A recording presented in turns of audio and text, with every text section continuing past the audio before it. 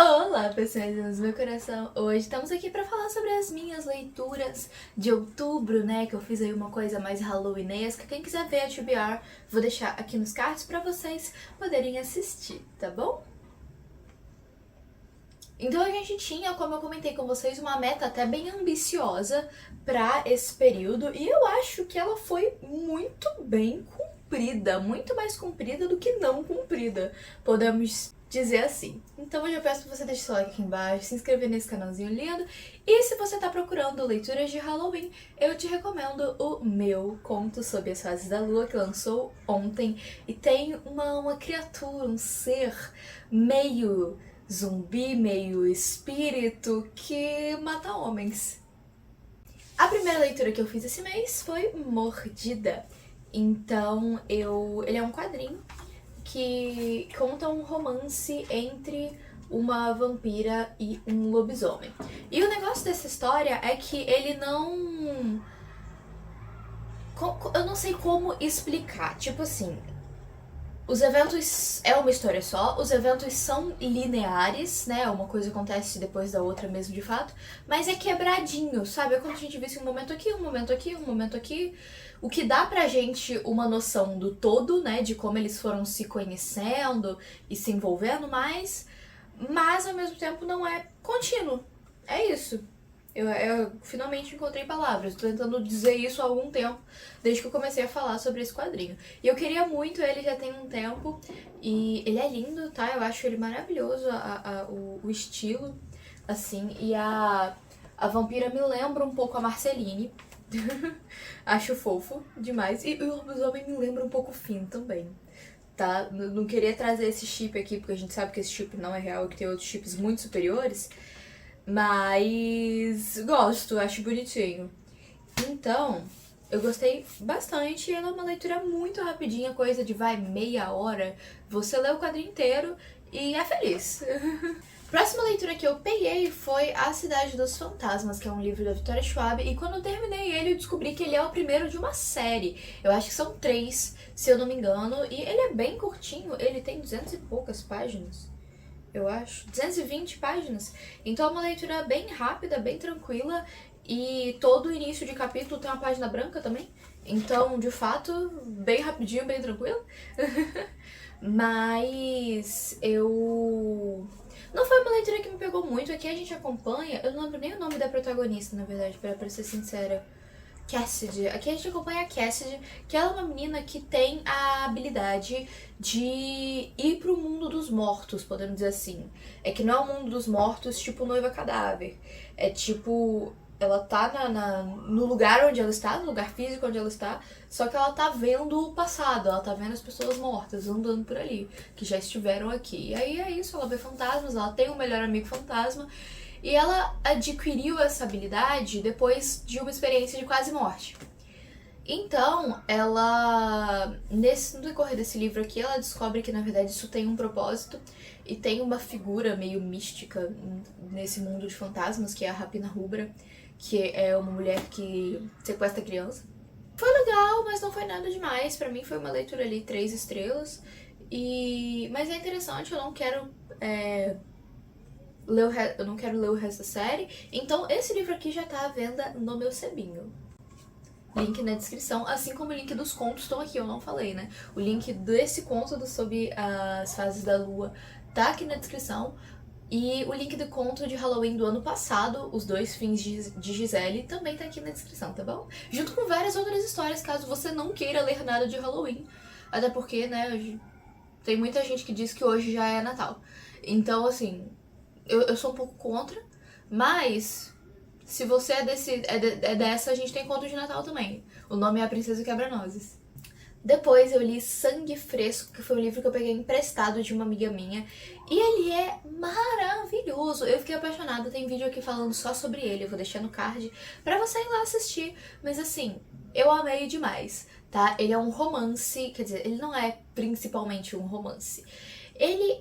Tentando dar uma sinopse breve, a gente tem uma protagonista que é uma vampira pobre, e aí nesse mundo rolou uma doença que impede que os vampiros tomem sangue humano, porque eles morrem, eles simplesmente se desintegram assim por dentro. os órgãos derretem tudo. E aí, por isso foi criado um substituto de sangue, que se chama Emma e que os vampiros compram, né? Só que essa protagonista, que ela é pobre, então chega um momento que ela tem que comprar Emma e ela não consegue.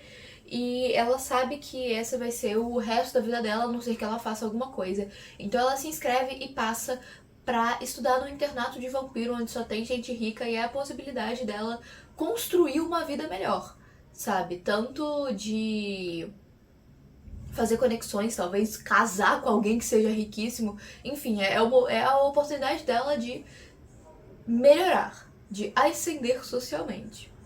E aí, ela vai pra essa escola e ela chega lá e descobre muitos problemas, realmente muitos problemas, porque tem toda uma coisa de superioridade dos vampiros em relação aos humanos, e até então ela vivia em meio aos humanos, então ela tá acostumada a discussões políticas, né, muito presentes no contexto estudantil, que não acontece nessa nova escola. Mas as coisas começam a ficar assim um pouco mais interessantes quando a gente coloca conspirações no meio, sim, e uma grande crítica ao capitalismo, não é mesmo? E também tem pitadinhas de romance, tem a outra protagonista que também é super interessante, apesar de um pouco mais quebrada, podemos dizer assim. E elas duas têm uma relação anterior ali, eu não vou abrir muito sobre. Se você quer saber mais sobre o que eu achei, tá aqui no card do vídeo, vai lá assistir. Mas eu gostei muito, eu gostei de como as coisas são construídas nesse livro. Eu vi gente falando que é um pouco apressado, e de fato tem algumas passagens que são meio apressadas, mas eu não acho que seja tipo assim, ficou ruim por ser apressado, sabe? Próxima leitura foi Saboroso Cadáver, que é uma distopia onde o consumir carne de animais, começou a deixar as pessoas doentes, não só comer, mas outros tipos de contato com animais também. Então, a solução encontrada para isso foi começar a criar humanos. Uhul! Sim, aqui nesse mundo tem humanos sendo criados para o abate, e o nosso protagonista trabalha nesse meio, ele faz isso. E ele não gosta do que ele faz, ele fala várias vezes sobre o quanto ele acha isso abominável, porque ele viveu o tempo antes disso, né? Ele continua porque dá dinheiro, e aí ele teve um filho que morreu, a esposa dele tá separada dele neste momento. E tem muitas questões assim nele, né? Ele é uma pessoa bem triste, na verdade, bem melancólica e sem muita esperança de mundo. Ele é afastado da irmã, o pai dele tá doente em um asilo com Alzheimer. E então é uma situação bem complicada. Ele continua nessa por causa do dinheiro, porque ele precisa manter o pai no asilo. E é caro, né? Então, até que chega um momento em que ele recebe de presente uma fêmea, uma mulher. E aí a maneira dele de lidar com tudo isso muda drasticamente, sabe? Então, que mais que a gente tem pra falar sobre esse livro? Ele detalha e fala sobre vários dos processos da carne, né, dessa carne especial. E ele descreve como que isso alterou a sociedade, não só o comer carne humana, mas o não poder criar e consumir carne de animais. Porque a carne especial, como ela é chamada aqui, ela é muito mais cara, então a gente tem um grupo de pessoas, né, chamados carniceiros, que eles roubam túmulos, tal, tanto que não se enterra mais pessoas, todo mundo é cremado quando morre. E, enfim, tem várias coisas. A autora é argentina e ela desenvolve muito bem essa sociedade. Foi isso que eu achei mais interessante, talvez até mais interessante do que o protagonista em si, mas ele é um meio pra gente conhecer essa sociedade. E eu achei isso muito interessante mesmo. Eu usei interessante muitas vezes nessa construção, né? Me desculpem. Mas eu gostei por isso, e o final dele é muito, muito surpreendente, tá bom? E pra quem não entendeu a capa, em cima é uma vaquinha, embaixo é a pessoinha. Ele não tem muitas cenas gore, mas tem algumas, tá? Então se você não consegue ler, não gosta, né, de ler coisas que tem vísceras e pessoas despedaçadas, talvez não seja bom, sabe? Por último, a minha leitura atual, que eu podia até ter finalizado, talvez, é porque essa minha semana foi muito, muito caótica, então se talvez eu tivesse planejado um pouquinho melhor algumas coisas, enfim, eu consegui ser terminada, mas eu ainda não terminei, mas eu já passei da metade, né? A parte que tem a fitinha é a parte lida. Então eu já passei da metade, que é No Coração da Bruxa. E esse livro é um reconto de mitologia nórdico que me deixou meio perdida no início, porque é uma mitologia que eu não conheço muita coisa. Mas é um reconto de uma das histórias de Loki, mas não é focado no Loki, é focado na bruxa, que é a Engeboda, que pelo menos é assim que eu tenho lido o nome dela. Na verdade, na minha cabeça eu leio tipo assim, Ebababa, e passa, sabe, esses personagens. Então, mas tentando formular um pouco mais a palavra, é tipo Engerboda, tem um R ali no meio.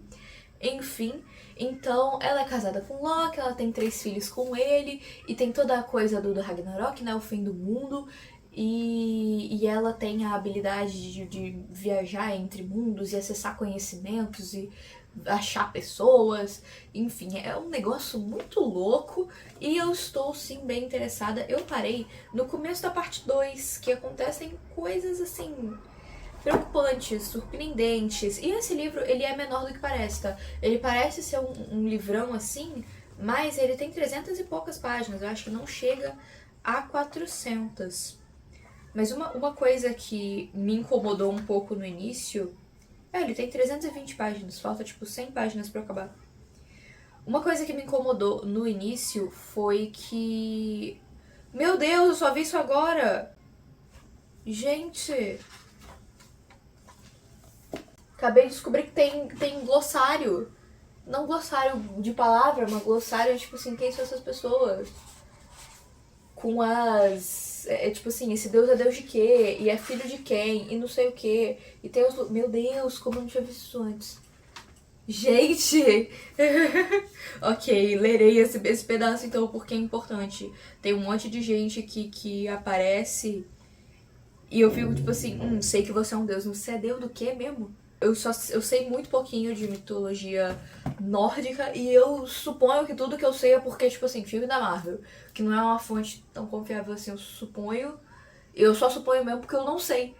Mas eu tô achando esse livro muito interessante. Tem alguns momentos que ele dá uma pulada, assim, vários momentos na verdade, principalmente na parte 1, que ele dá um salto temporal muito grande. Mas eu acho que é porque a parte 1 era de fato meio que uma introdução, sabe? Pra falar sobre quem é essa mulher, como ela conheceu Loki, como eles tiveram os filhos. Então são vários momentos que importam e o espaço entre esses momentos não importa tanto. Mas é uma característica da autora no geral, pelo que eu vi até então, contar mais do que mostrar. O que são coisas bem diferentes pra narrativa. Então quando você conta, é tipo, fulano fez isso, isso e isso. Sabe? Tipo, ele acordou, tomou um banho e trocou de roupa. Outra coisa é você descrever ele fazendo as ações de fato, que é o mostrar, né? Então, enfim, pode ser só uma característica da autora, agora na parte 2 eu vou descobrir, né, um pouco mais sobre isso. Mas foi isso, pessoas, foram aqui as minhas leituras. E eu espero que vocês tenham gostado, se divertido. E me acompanhem nas outras redes, tá tudo linkadinho aqui na descrição.